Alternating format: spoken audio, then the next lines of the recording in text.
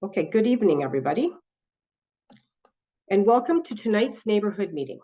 My name is Michelle Freethy, and I'm a senior planner with the city's Development Services Department. Councillor Craig Nixon is also in attendance, as well as representatives from the County of Simcoe. The purpose of tonight's meeting is to present to you, the neighborhood, a development concept being considered by the County of Simcoe prior to a formal development application being submitted to the city. This provides an opportunity for the development team to hear initial community feedback and incorporate it into their plans prior to making a full and formal development application to the city. Please be aware we are recording this meeting for the public record. The recording will be used for the purposes of garnering your input and to respond to inquiries, and will be considered public information. Please also be aware that as a registered attendee tonight,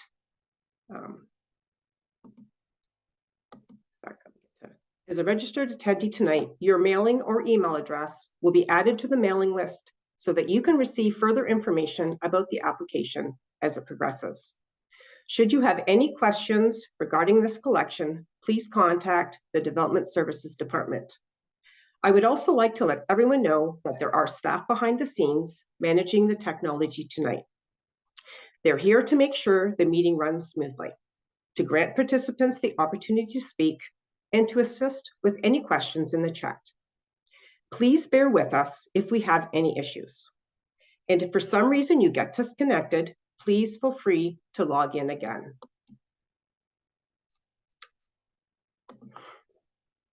The intent of tonight's meeting is to provide members of the public with an opportunity to become familiar with the development application and the planning review process, and to also ask the applicant questions and provide feedback. First is what to expect during the virtual neighborhood meeting. First, we'll have a brief overview of the city's review process and timing. You receive a presentation from the applicant's representative describing the proposal, and you will have an opportunity to ask questions of either the applicant or city staff and provide comments or identify concerns with the application.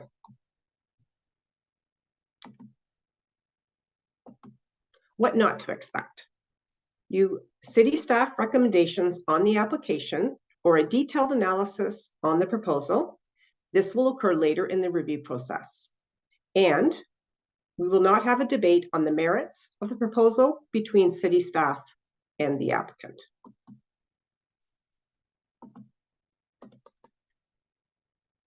So next steps in the process. Before we get into the presentation, I just wanted to quickly highlight the next steps in the application process. This neighborhood meeting is established early in the development process to ensure local concerns are incorporated or addressed through the city's review. After this meeting, we expect that the applicant will make a formal submission for this development project. Formal submissions undergo a full technical review and must address comments received from this neighborhood meeting from the city's technical departments and external agencies, and from members of the public more broadly. In conjunction with this, a statutory public meeting will be held virtually on the application at a future Affordability Committee meeting. At a public meeting, applicants present their application to council, answer questions, and provide an overview of and response to any concerns identified during a neighborhood meeting. As part of a public meeting, members of the public also have an opportunity to provide verbal and written comments. Following a public meeting, staff will continue the technical review process, and the applicants will make any necessary revisions to the development proposal. Once the review process has concluded, a staff recommendation report is brought forward to council for their consideration.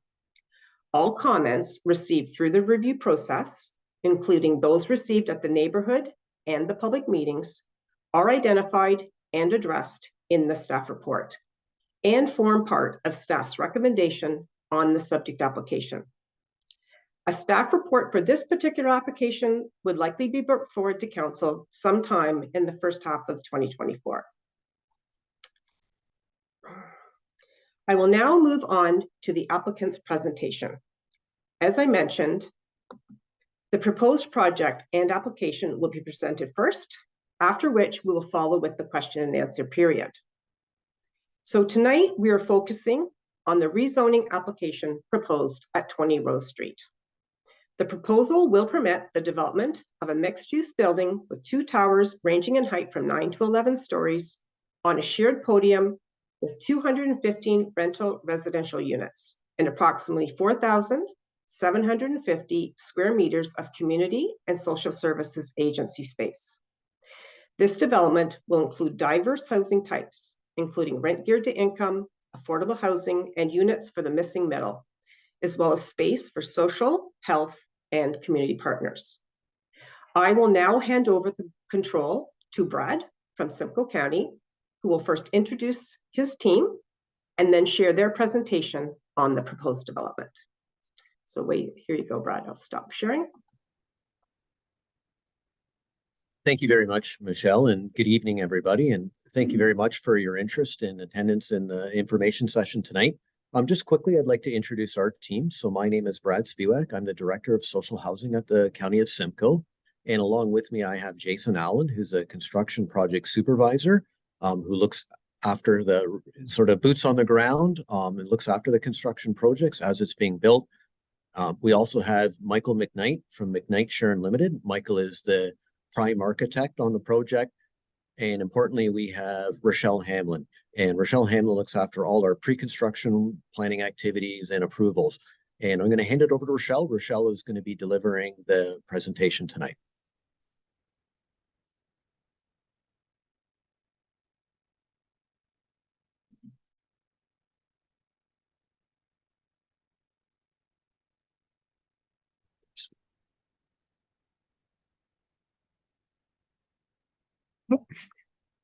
There, start at the beginning. Good evening. Hello.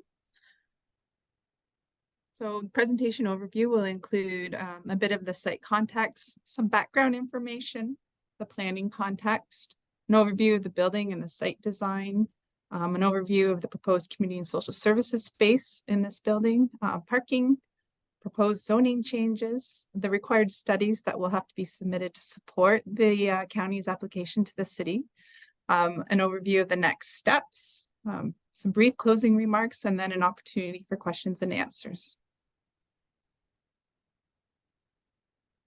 The site, as you're likely aware, the proposed property, the proposed development is on the subject lands known as 20 Rose Street. The property is approximately 1.9 hectares, which is 4.7 acres. The frontage on Rose Street is 178.6 meters. The uses around the site include some residential uses. There are 2 schools in proximity, a high school and a secondary school. And then within walking distance is the commercial area along Bayfield Street. So a bit of background is the Simcoe County Housing Corporation that will be the applicant for the proposed development on this site. Simcoe County Housing Corporation provides community housing to seniors, families, and individuals throughout the county, including the cities of Barrie and Orillia. The Simcoe County Housing Corporation is mandated to plan, fund, and manage the county's social housing. And the Simcoe County Housing Corporation also oversees numerous affordable housing initiatives. On this slide, you'll see some examples of recent affordable housing development. The one on the top is a development in the town of Collingwood. It's between the 2 buildings, a total of 147 units, a mix of seniors and families. And then the bottom one is a recent development as well in the settlement of Victoria Harbour, which is in Tay Township. And it's a building of 41 units for seniors. So for the 20 Rose Street development, we're proposing a mix of units, so a range of incomes and rents to meet all housing needs as alluded to in the introduction. So there will be a mix of income proposed for this building, which would include rent geared income, which is the RGI, affordable rent, and then some market housing units as well. So affordable rent is considered to be 80% below the average market rent for the area. And the market housing will be more in the 100% AMR, which is considered the missing middle, which is still considered to be affordable. I have, well, currently, just as an example, from the Canada Mortgage and Housing Corporation, 100% average market rent in the city of Barrie for a 1-bedroom is 1,332. So affordable would be 80% of that. On the subject property, it is currently designated in the city's official plan as community hub. The community hub designation allows a mix of uses, including residential and supportive uses. The subject property is zoned institutional, and it also permits residential and social service facility uses in conjunction with the institutional uses. The proposed site plan includes one building of 9-story and 11 stories on a shared podium, which would include 215 rental residential units. It will also include about 4,750 square meters of community and social services agency space. And this also would be a separate parking structure over here on the right, which would also have community space on the top floor. So the parking structure will provide a significant amount of parking on the site, as well as the surface parking behind the building. There's also going to be drop-off and unloading areas in front and behind the building, and as well as lots of green space, proposed park-like setting in the front, some raised garden beds, and patio and outdoor amenity areas. The building is designed to include the bottom, middle, and top sections with a tiered step back that you can see in this rendering. There's a mix of window sizes and types to provide a mix on the building. There's an adequate distance between the wings of the two buildings. The county uses high quality residential materials in their construction projects. The building is oriented to minimize the shadowing in proximity to the neighborhood. Attractive streetscape is proposed, such as the park-like setting in front and the pedestrian access to the front of the building as well. Lots of landscaping will be included in this project. And then there's also the central foyer that would be the main entrance to this building, to community spaces and community rooms. And then also the parking structure is proposed to be screened so that it looks and blends more into the neighborhood. Just some examples of the site plan features, which would include lighting on the site, so only illuminating the proposed development within the property. And this includes walkways that are lit at the ground level along the pathways and in the park area. The entrances are heated and textured for safety. The extra pathways promote some mobility around the site. The raised garden beds are very successful in the buildings where they are present. So we propose to add many in this development as well. In this slide, you can see a photo from the play area that has been recently installed in the county's Aurelia affordable housing building that is currently under construction. So we propose to add something similar to the Barrie development as well. Seating and benches would be included. Decorative landscape features such as a gazebo would also be proposed to be included. And then of course, there is an amenity terrace patio on the building. So a bit about what is proposed to be included in the building. So there's approximately 215 residential units included in the current design of the building. And the units include a mix of studio, 1, 2, and 3-bedroom units. As you can see in the chart on this slide, a large portion of the units are designed as 1-bedroom units, and they're designed for aging in place that are suitable for seniors, vulnerable persons, and people with disabilities.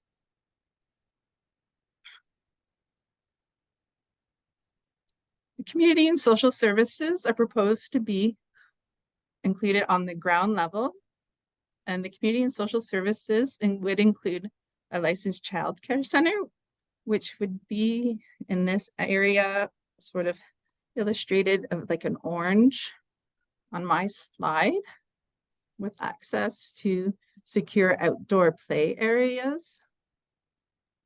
The blue space to the left is also designed as an agency space for a community partner, as well as the yellow space has also been designed in partnership with the provincial education partners. And right off this main entrance here in pink, it's supposed to be a program room, and beside it, a community kitchen, which can be made available to community and social agencies. For example, in our Wasaga building, the local library comes on occasion to provide programming, and as well as the early on program. For parking. So as mentioned, there's a parking structure proposed to be on the site. The parking structure would include 2 levels of parking below ground and 1 level above ground. And above that, it is proposed that there be 1 level available for community and social services dedicated to Ontario Works Administration. Behind the building, there is proposed to be surface parking.